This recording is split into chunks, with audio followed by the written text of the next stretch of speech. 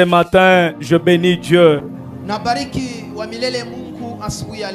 pour l'occasion et l'opportunité que Dieu nous donne encore dans sa présence. Je dis merci à mon Père pour la marque de confiance.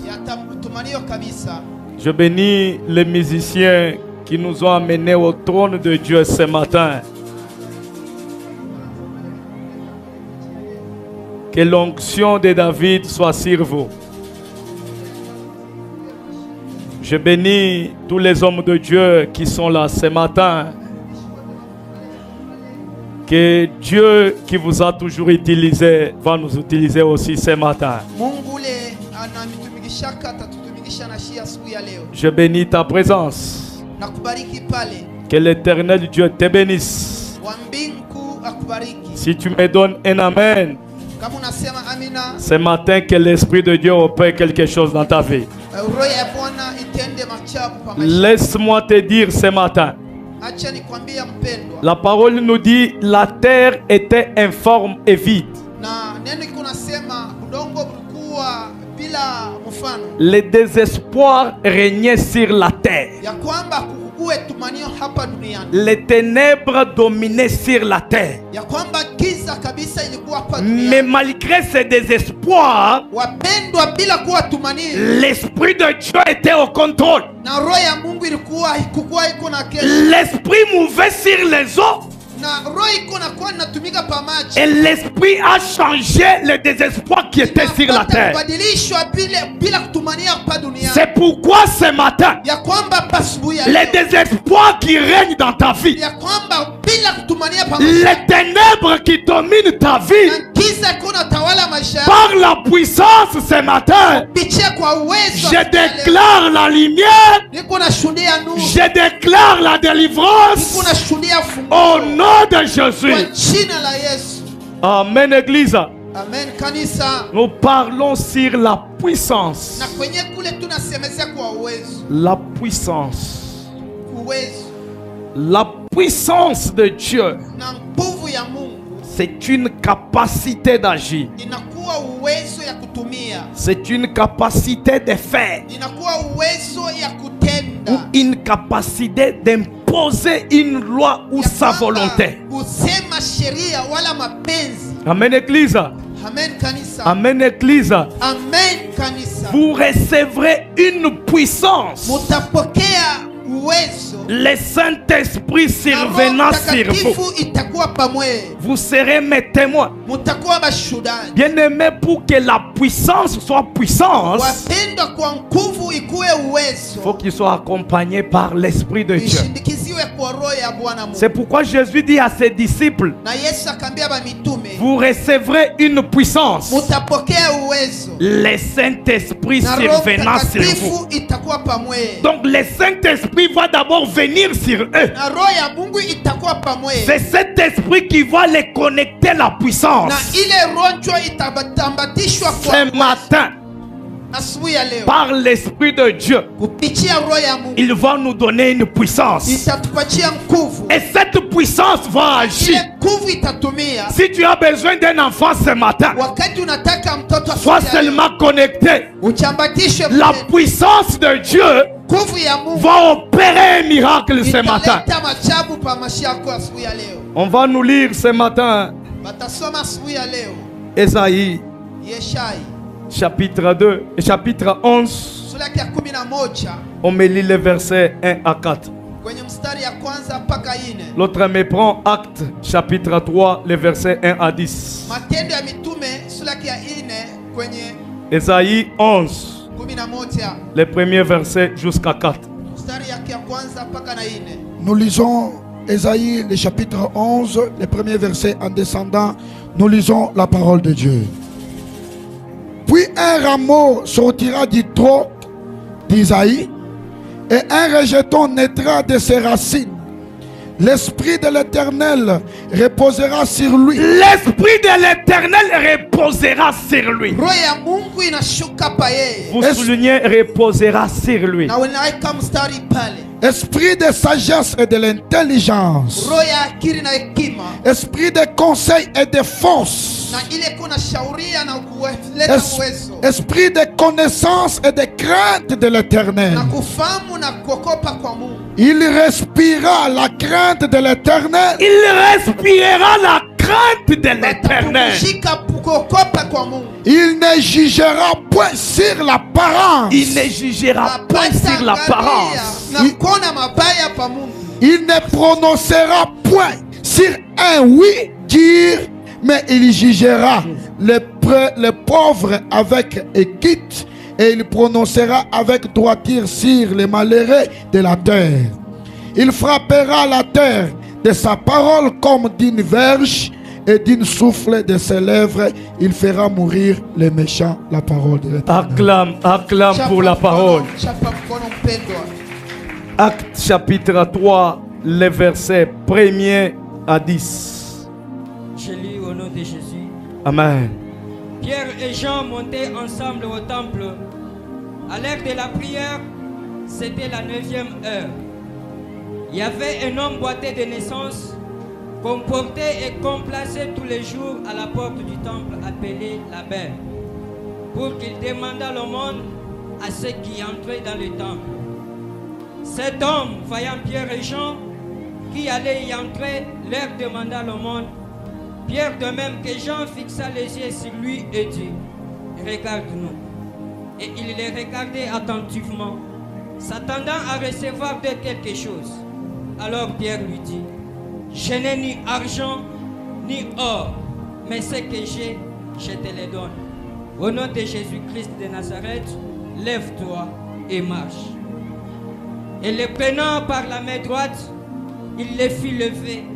Au même instant, ses pieds et ses chevilles devinrent fermes. D'un saut, il fit debout et il s'est mis à marcher. Il entra avec eux dans le temple, marchant, sautant et louant Dieu. Tout le monde les vit marchant et louant Dieu. Il reconnaissait que c'était celui qui était assis à la belle porte du temple pour demander l'aumône. Et ils furent remplis d'étonnement et de surprise au sujet de ce qui lui était arrivé. Verset. Acclame. Amen, Église. Amen, kanisa. Le prophète Esaïe Nabii Yeshai l'a prophétisé alitabili sur Christ. pa Yesu Masia. Il dit: Alisema un rameau sortira du troc d'Esaïe. ina kwamba mandalala itatoka kwenye troki ya Yeshai. Quand on parle des rameaux, on voit les renouveaux. Wakati weko nasema kule mandalala iko naonesha kuzalika kupya. On voit les choses nouvelles. Biko naona bitu bipya. Il dit: ces rameaux, Ya kwamba ile mandalala un rejeton naîtra de là. inakuwa na matunda itatokea kule. Et quand on parle d'un rejeton, Wakati weko nasemezea kwenye maua kupya. on voit Jésus-Christ. Biko namuona Yesu Masia. Il dit: quand ce rejeton naîtra, Wakati kule maua itatoka, l'Esprit de Dieu reposera sur ce rejeton. na roho ya Bwana itapata kuketi pa ile maua. L'Esprit de Dieu reposera sur Christ. Itakuwa pa Yesu Masia. Cet esprit qui va reposera sur lui, Na ile roho itaketi pa yeye. il va les donner des distinctions avec d'autres personnes. Itapata kuleta tofauti na watu wengine. L'esprit qui se reposera sur Christ Na ile roho itaketi pa Yesu va lui Masia, donner des qualités. itamheshimishwa. Quand nous sommes remplis de l'Esprit de Dieu, Wakati tuko naona roho ya Mungu l'Esprit nous donne des qualités. iko natupatia madaraka, L'Esprit nous donne des distinctions. iko natuleta tofauti. L'Esprit nous change notre attitude Na ile roho inabadilisha hali pour yetu nous donner l'attitude de Dieu. ya kutupatia bumungu. C'est pourquoi le prophète dit: Na penye pale nabii kuna quand sema cet esprit reposera sur lui, wakati roho ya Mungu itaketi pa ça yeye, sera l'esprit de la sagesse, itakuwa roho ile ya hekima, ça sera l'esprit de l'intelligence, inakuwa roho ya akili, ça sera l'esprit de conseil et de inakuwa force, mashauri na uwezo, ça sera l'esprit de connaissance inakuwa roho ya kufahamu et l'esprit de crainte de na l'éternel. kwenye kule kokopa kwa Mungu. Bien aimé, quand l'esprit de Dieu vient, Wapendwa l'esprit ne laisse pas quelqu'un comme il était. L'esprit, quand ça touche quelqu'un, l'esprit va changer quelque chose dans la vie de la personne. Amen, église. Amen, kanisa. L'esprit de Dieu se reposera sur lui. Quand on dit que quelque chose va se reposer sur quelqu'un, c'est quelque chose qui va rester permanent. C'est quelque chose qui va couvrir la personne. C'est quelque chose qui va prendre la possession de la personne. L'époque des prophètes Esaïe, l'esprit de Dieu venait, il utilisait la personne qu'il choisissait. L'esprit de Dieu utilisait les rois. L'esprit de Dieu utilisait les prophètes. L'esprit de Dieu utilisait quelqu'un pour une mission quelconque. Mais quand l'esprit de Dieu est venu avec Christ, l'esprit était resté permanent. L'esprit était là pour nous accompagner. L'esprit était là pour nous guider. L'esprit était là pour nous donner l'intelligence et la sagesse. Amen, église. Aujourd'hui, les gens viennent à l'église. Ils demandent trop le matériel. Ils demandent trop les choses qu'ils voient avec leurs yeux. Mais Salomon, la parole nous dit, il a demandé l'intelligence et la sagesse. Si nous sommes sages, si nous sommes intelligents, c'est très facile d'avoir le matériel. Les biens matériels viennent de ce que l'esprit nous donne. Amen, église. Amen, kanisa. Nous devons d'abord vivre les qualités du Saint-Esprit. Nous devons d'abord vivre comme l'Esprit nous conduit. Si nous n'avons pas de qualité de l'Esprit de Dieu, même devant le monde, nous ne refléterons pas l'image de Dieu. Nous devons d'abord être remplis. Quand l'Esprit nous remplit, il nous donne maintenant les qualités. C'est les qualités qui peuvent nous accompagner même dans l'œuvre de Dieu. C'est les qualités qui vont témoigner auprès des païens que nous sommes les enfants de Dieu. Amen, église. Amen, les qualités du Saint-Esprit, l'intelligence, la sagesse, les conseils, la force, la connaissance, la crainte de Dieu, même la politesse est parmi les qualités de Saint-Esprit. Amen, église. Si tu vois quelqu'un très impoli, il n'a jamais reçu l'Esprit de Dieu. Amen, église. Les fruits de l'Esprit, ce sont des qualités que l'Esprit de Dieu nous impose.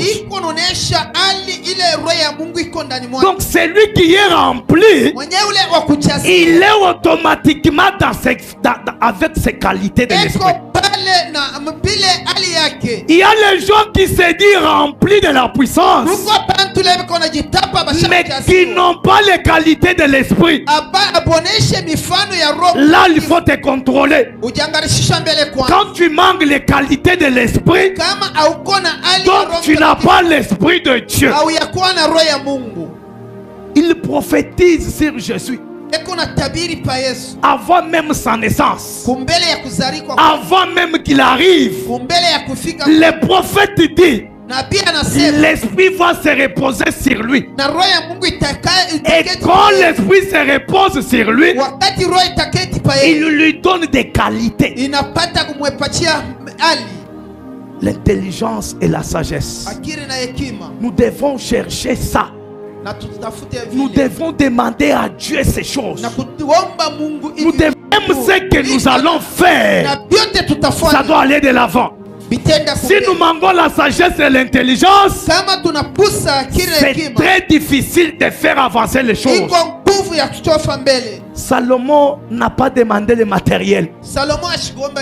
Mais parmi les gens riches dans la Bible, il est très riche.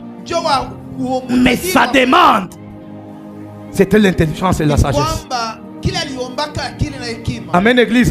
Amen, kanisa. L'esprit nous instruit. L'instruction véritable vient de l'Esprit de Dieu. Si nous ne sommes pas instruits par l'Esprit de Dieu, l'instruction de ce monde ne peut rien faire. Nous devons accepter l'instruction du Saint-Esprit. Amen, Église. Amen. L'Esprit nous instruit. Quand il nous équipe, quand il nous remplit, il change des choses en nous. Tout ce que nous allons commencer à faire, c'est selon l'instruction du Saint-Esprit. Amen, Église. Amen. Toi, tu es instruit par qui? Toi, tu es instruit par quoi? C'est pourquoi nous devons implorer l'Esprit. Nous devons aimer l'Esprit pour que l'Esprit nous instruise. C'est lui qui est instruit par la puissance. Tout ce qu'il peut faire doit toujours refléter l'instruction du Saint-Esprit. Mais si nous sommes instruits par le monde, là nous n'arriverons jamais. Amen, Église. Amen. La vraie instruction vient de l'Esprit de Dieu. Amen, Église. Amen, kanisa. L'Esprit de Dieu nous donne la connaissance. C'est pourquoi la parole nous dit: mon peuple périt par faute de connaissance. Mon peuple périt par manque de la connaissance. Un peuple sans connaissance, c'est un peuple sans frein. C'est que nous devons désirer. Avant de désirer le matériel, désirons d'abord la connaissance. La connaissance ne vient pas de l'homme. La connaissance ne vient pas de ce monde. Mais la connaissance véritable vient du Saint-Esprit. Amen, Église. L'Esprit nous équipe, nous donne les qualités. C'est avec des qualités que l'Esprit nous donne que nous devons maintenant aller sur le terrain. Quelqu'un ne peut pas sortir, aller commencer à parler de Dieu sans avoir d'abord les qualités du Saint-Esprit. Même les gens ne peuvent pas te recevoir. Si ton comportement est bizarre, tu ne peux pas évangéliser quelqu'un. Si tu n'as pas la connaissance, tu ne peux pas faire l'œuvre de Dieu. C'est pourquoi nous devons d'abord accepter que l'Esprit de Dieu puisse nous travailler. L'Esprit de Dieu puisse nous briser. L'Esprit de Dieu puisse nous remplir des qualités. Avec des qualités du Saint-Esprit, là nous pouvons aller maintenant sur le terrain. Amen, Église. Amen, kanisa. Les qualités du Saint-Esprit, la crainte de l'Éternel. Aujourd'hui, les gens ne craignent pas Dieu. Aujourd'hui, les gens n'ont plus la crainte de l'Éternel. Mais Job, cet homme craignait Dieu. La crainte de Dieu demeurait en lui. Ce qui peut nous manifester que tu as la présence de Dieu, c'est la crainte de l'Éternel. Tu trouves quelqu'un, il ne craint pas Dieu, mais il nous dit qu'il est rempli. Non. La puissance nous impose la crainte de Dieu. Quand nous avons maintenant ces qualités de la puissance, là nous pouvons sortir comme Pierre et Jean. Ces gens étaient équipés de la puissance. Ils avaient des qualités du Saint-Esprit. C'est pourquoi ils ont tout abandonné pour suivre Christ, pour faire l'œuvre de Dieu. Parce que les qualités de la puissance, ils équipaient déjà ces gens. Quand ils sont remplis avec les qualités du Saint-Esprit, la connaissance avec eux, la crainte de Dieu avec eux, ces gens sont sortis. Amen, Église.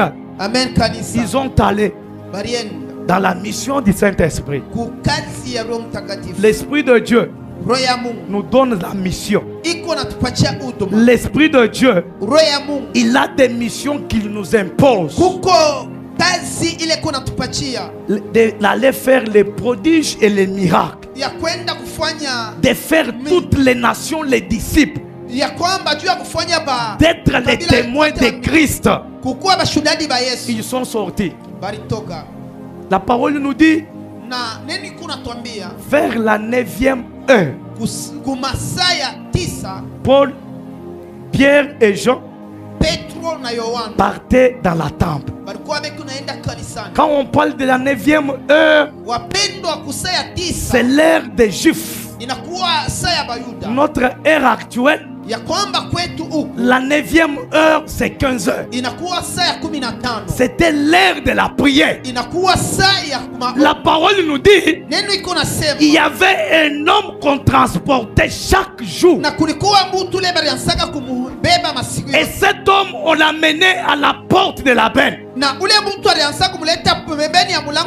porte de la belle, c'est la porte d'entrée de l'église. Pourquoi on a mené cet homme à la porte? C'était que pour tous les gens qui entrent dans les cultes, qu'ils puissent aider cet homme avec le monde. Mais la parole de Dieu nous dit, cet homme était boité de naissance. Donc quand je comprends bien, il est né boité.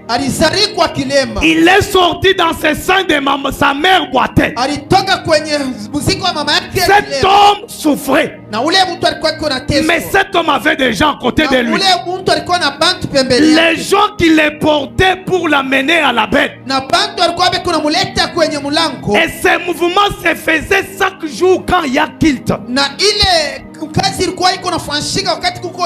Bien aimé, quand je lisais la Bible, quand j'interrogeais le Saint-Esprit, le Saint-Esprit me révéla quelque chose. L'Esprit de Dieu me dit que cet homme, son âge était de 40 ans au-delà.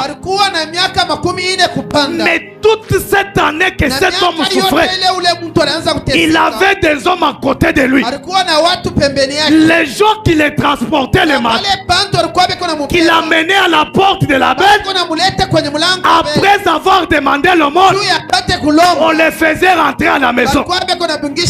Pendant des années, pendant de longs moments. Mais ces gens étaient toujours à côté de cet homme pour les transporter, l'amener à la porte de Babel. C'est que je comprends, ces hommes respectaient l'heure. Si la prière commençait à 15 heures, ces gens arrivaient avant que la prière commence. Amen, Église. Leur souci, dès la première personne qui va entrer dans la temple, qu'il puisse donner le monde. C'est pourquoi ces gens, ils étaient ponctuels par rapport à l'air. Ces gens, ils étaient là avant. Ils respectaient l'air. Laisse-moi te dire, ne néglige pas celui qui est à côté de toi. Tu peux le négliger. Un jour, c'est lui qui peut t'amener à ta bénédiction. S'il est paralytique, avait négligé ces gens. S'il est paralytique, n'était pas en bonne relation avec ces gens, ces gens ne pouvaient pas l'amener jusqu'à croiser Pierre et Jean. Amen, Église. Amen kanisa. La parole nous dit, cet homme boitait de naissance, cet homme qui souffrait longtemps. Je ne sais pas à quel âge cet homme a déjà commencé à demander. Je peux supposer à 10 ans. Mais ces gens qui étaient à côté de lui n'ont pas vu la charge. Les gens qui étaient à côté de lui, malgré que ces gens vivaient aussi à travers les paralytiques, mais ces gens avaient une importance capitale dans la vie de cet homme. Ces gens qui étaient avec lui, si ces gens ne respectaient pas l'air, les paralytiques peut-être arrivés, peu et gens ont déjà passé. À 9e heure, l'homme était déjà là, en train de demander l'aumône, en train de demander le bien matériel. Laisse-moi te dire, ne demande pas le bien matériel, mais demande les choses qui viennent de Dieu. Les choses que le monde nous donne, ça ne peut pas nous bénir, ça ne peut pas nous donner la bénédiction. Ça peut nous donner la richesse, mais la bénédiction vient seulement de Dieu. Amen, Église. Ces hommes, je ne sais pas s'ils étaient en groupe. Je ne sais pas si ces hommes s'échangeaient. Je ne sais pas si les autres entraient en repos. Imaginez quelqu'un qu'on transporte chaque jour avant l'air, la ponctualité de l'air. Il y a d'autres personnes qui cherchent leur bénédiction. Ils n'ont pas reçu la bénédiction parce que ces gens n'ont jamais été ponctuels. Peut-être Dieu a planifié de te bénir pendant l'intercession.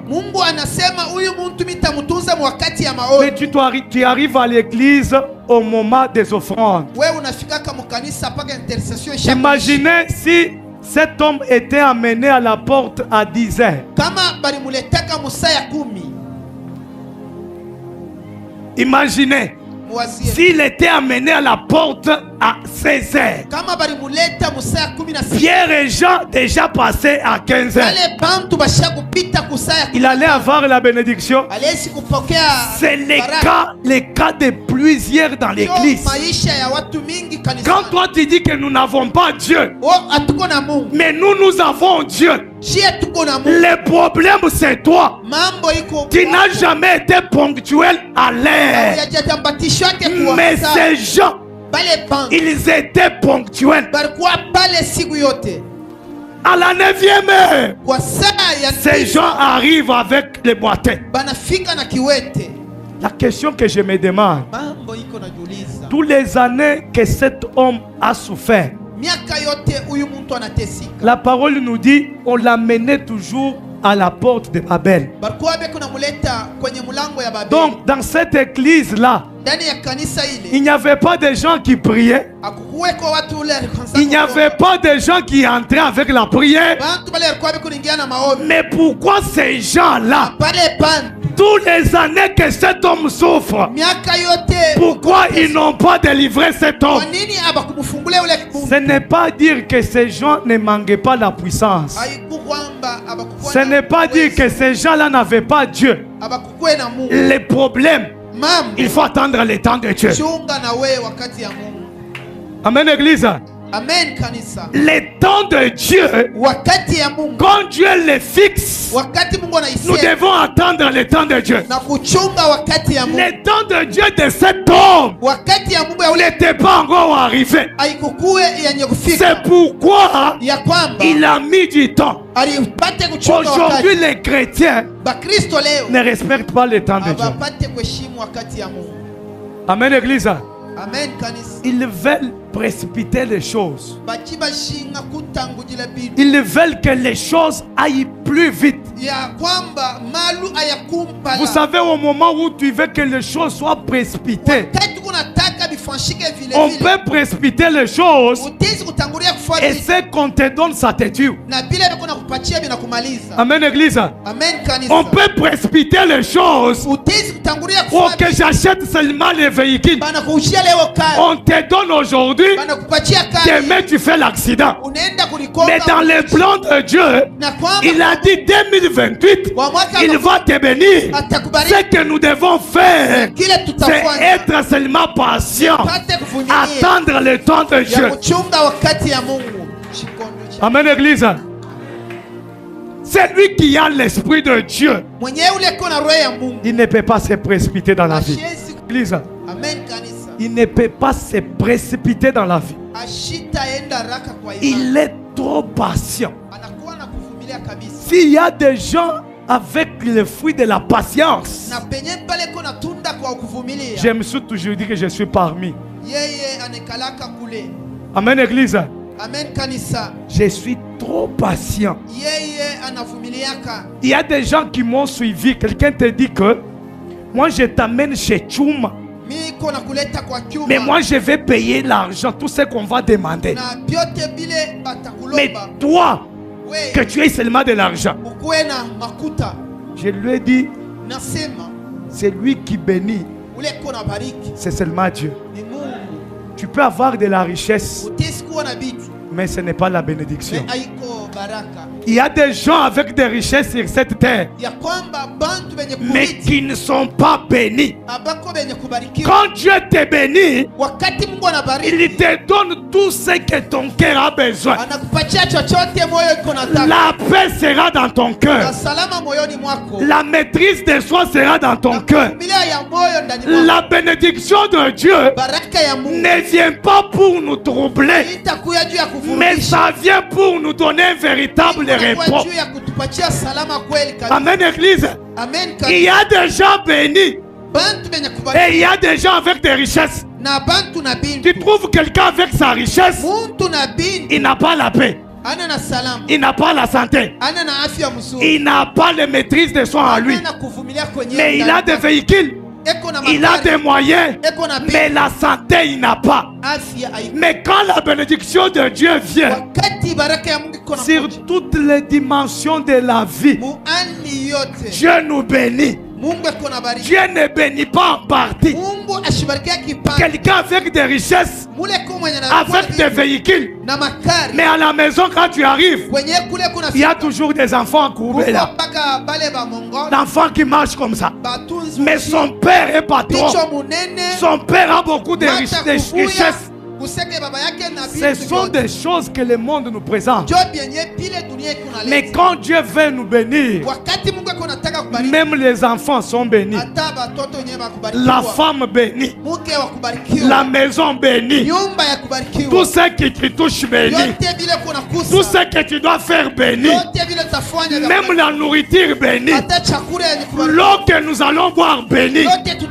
Ça c'est ça la bénédiction de Dieu. Mais la richesse de ce monde ne peut rien faire. Cet homme à la porte, il cherchait la richesse, il cherchait les biens du monde. Sa pensée était focalisée aux choses du monde. Amen, église. Nous ne devons pas venir à l'église pour chercher seulement le matériel. Nous ne devons pas venir à l'église pour chercher seulement les choses de ce monde. Mais premièrement, cherchons le royaume de Dieu. Le reste nous sera donné. Amen, église. Les biens de ce monde peut nous tuer un jour. C'est pourquoi il y a un adage qui dit: tout ce qui brille n'est pas de l'or, mais ce qui peut nous amener dans la bénédiction, c'est seulement la puissance de Dieu. Cet homme était là, mais ce qui me fait du bien, c'est le mouvement de ces gens. Le mouvement de ces gens. Viens. Viens. Viens avec la chaise là. le mouvement de ces gens. Quand cet homme, peut-être il a mendié pendant 20 ans, peut-être il a mendié pendant 25 ans. Mais toi, fiston, papa Félix, venez. Ici c'est la porte de Babel. Vous les transportez. Transportez cet enfant. On l'amène à la porte. À la 9e heure. Ils sont là. Ils demandent. Après le culte, vous les ramenez. On les ramène à la maison. Après ce mouvement, ils se reposent. Le lendemain, avant 9e heure, ils transportent le monsieur. On l'amène à la porte. Il demande. Après le culte, on les prend encore. On la ramène à la maison. Pendant des années. Si tu trouves quelqu'un qui peut faire ça, c'est seulement quelqu'un qui a un bon cœur. Amen, Église. Amen, kanisa. Ces mouvements qu'ils ont fait pendant des années et des années, c'est ce que nous manquons dans l'église aujourd'hui. Si l'église a l'amour qu'avaient ces gens, ces deux personnes, dans l'église, nous ne pouvons plus souffrir. Dans l'église, nous ne pouvons pas avoir de difficultés. Ce qui donne des difficultés aujourd'hui dans l'église, parce que l'amour n'est plus, l'unité n'est plus. Vous voyez ce qui fait souffrir notre pays. Nous manquons les gens qui ont cette cœur de mener ce mouvement pendant les années. Malgré ce qu'on donnait à cet homme,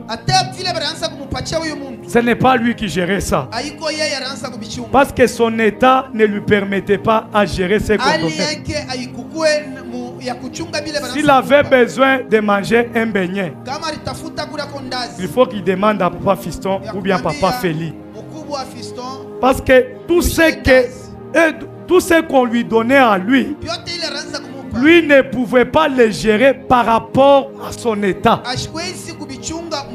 Maintenant, lui aussi, avec un cœur sincère, un cœur pur, il n'a pas vu le comportement de ces gens.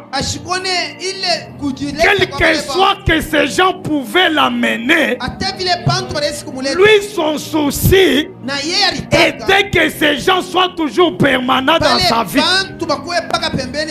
Mais je te demande, ne néglige pas celui qui est à côté de toi. Laisse la personne avec sa difficulté, avec ce qu'il traverse comme moment difficile. Reste avec lui, parce que tu ne sais pas ce que Dieu va faire demain dans la vie de la personne. Amen, Église. Amen, kanisa. Va t'asseoir, prenez place.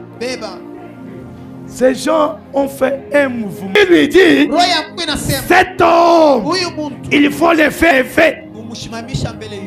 Le discernement. Soyons remplis pour discerner les besoins des gens.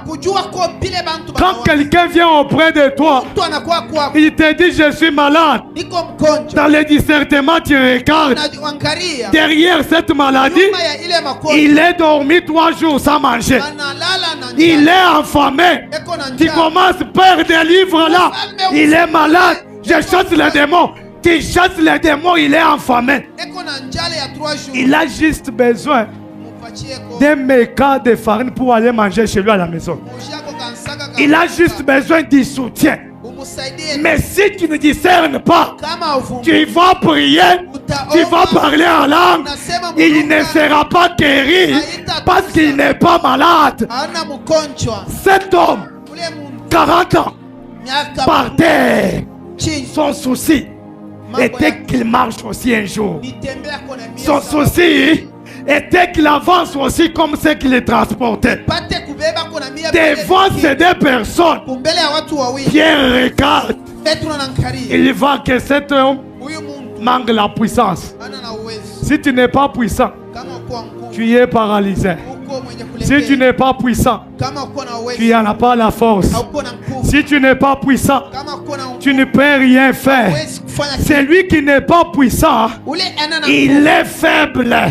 Cet homme était faible parce qu'il manquait la puissance. Il faut quelqu'un qui peut l'impacter de la puissance. Ce matin, si tu me donnes un amen, je vais t'impacter d'une force surnaturelle. Amen, Église. L'homme était faible. Des années et des années. La force, il n'y était pas. L'espoir n'était pas. Laisse-moi te dire, les ténèbres régnaient dans sa vie. Quand l'Esprit de Dieu vient, ça vient toujours dans les moments de faiblesse. C'est quand l'Esprit va agiter l'eau. C'est quand l'Esprit va agir. Cet homme était dans les moments très faibles. Les moments sombres dans sa vie. Mais il croise la puissance. Il croise les gens remplis. Les gens pleins de force. Les gens pleins de connaissances. Les gens pleins de révélations. Pierre les regarde attentivement. Vous savez, les regards ici, c'est une façon de passer le message. L'homme les regarde attentivement. Pierre les fixe. L'Esprit lui donne ce qui était dans les regards de ces messieurs. Il a identifié les soucis de ces messieurs par le regard. Il dit, nous n'avons pas ni or. Nous n'avons pas ni argent. Mais ce que nous avons, nous allons te les donner aujourd'hui. Ce que nous avons, au nom de Jésus-Christ,